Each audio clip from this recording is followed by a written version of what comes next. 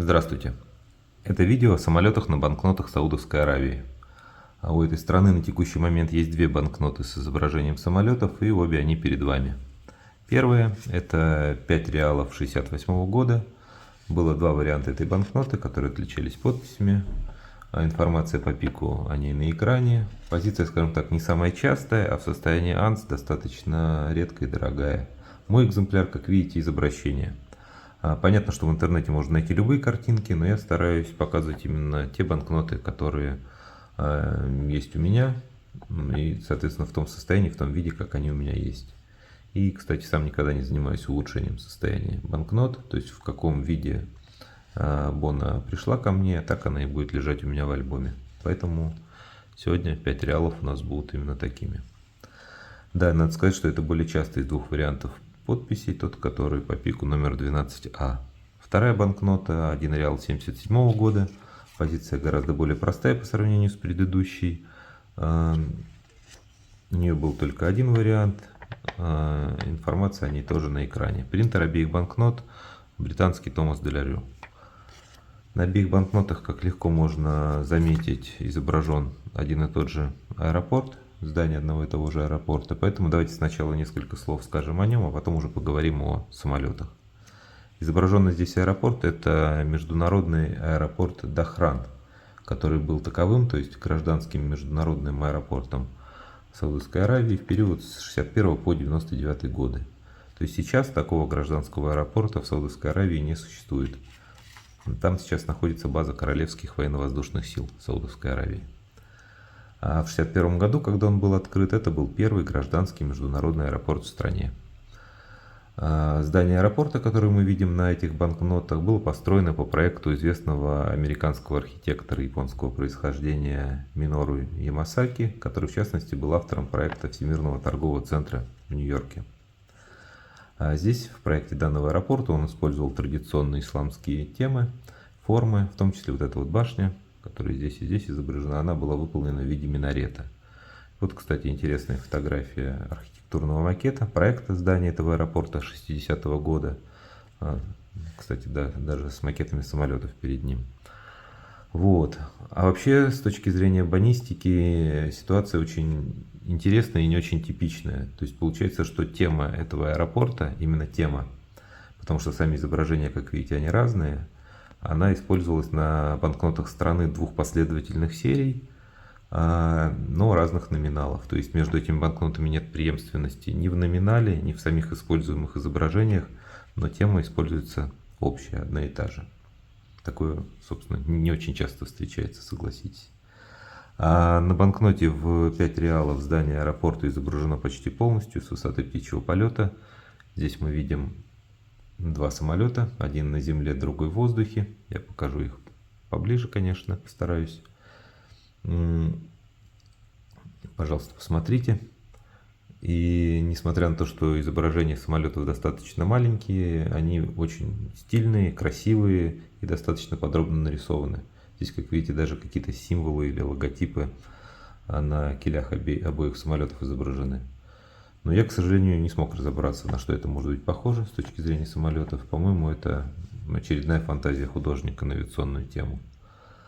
Но вообще это очень стиль 60-х годов. И для меня здесь вот этот вот летящий самолет, кстати, выглядит очень похожим на самолет вот с этой картины. Это картина Георгия Онисского «Над снегами». Она, кстати, 64 года, а банкнота 68-го, то есть по времени очень близко. И, согласитесь, очень близкие по стилю изображения. И вообще, по моему мнению, это одна из самых стильных авиационных банкнот. Она по композиции, по изображениям полностью отдана авиации. Мне очень нравится. А на второй банкноте в 1 реал изображен вполне определенный самолет. Ну, тот же аэропорт, мы это уже обсудили. Вполне определенный самолет — это Lockheed L-1011 TriStar. Самолет этого типа мы уже видели на банкноте в Шри-Ланке в одном из моих предыдущих роликов. Но там он был совсем маленький. А здесь мы видим такой же самолет во всей его красе в ливрее национального перевозчика авиакомпании «Саудия». И вот, кстати, я нашел интересную фотографию двух таких трайстаров, и ланкийского, и саудовского рядом. Два самолета с банкнот двух разных стран, два самолета одного типа, с банкнот двух разных стран на одной фотографии. По-моему, очень круто. Да, еще одну картину сегодня хочу показать. Это картина самой компании Lockheed, посвященная этому типу самолета, на которой они изобразили аэропорт будущего с таким же вот взлетающим трайстаром на переднем плане. Очень похоже по композиции на то, что мы видим на банкноте. Вообще, национальная авиакомпания Саудовской Аравии, Саудия, в свое время имела в своем парке 18 таких Lockheed L1011 TriStar. Ну и, собственно, здесь мы на банкноте видим один из них. В одном из источников я нашел информацию, что здесь изображен конкретный самолет.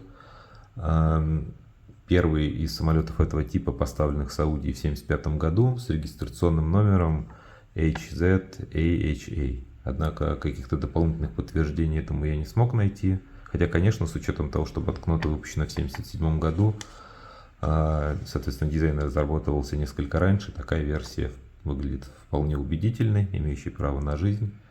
Если действительно считать, что здесь изображен самолет, вот это тот самый, который я назвал, а вот его фотографии, то интересно, что всю свою летную жизнь, с момента производства в 1975 году и до момента списания в 1998 году, он находился в парке этой авиакомпании, единственной авиакомпании Саудия, под одним и тем же номером.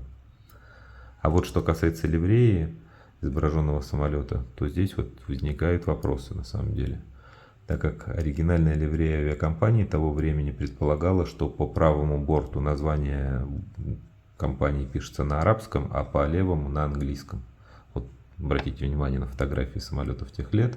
А здесь мы видим самолет с правой стороны, но с надписью «Саудия» на английском, что не соответствует действительности. Такой вот интересный момент.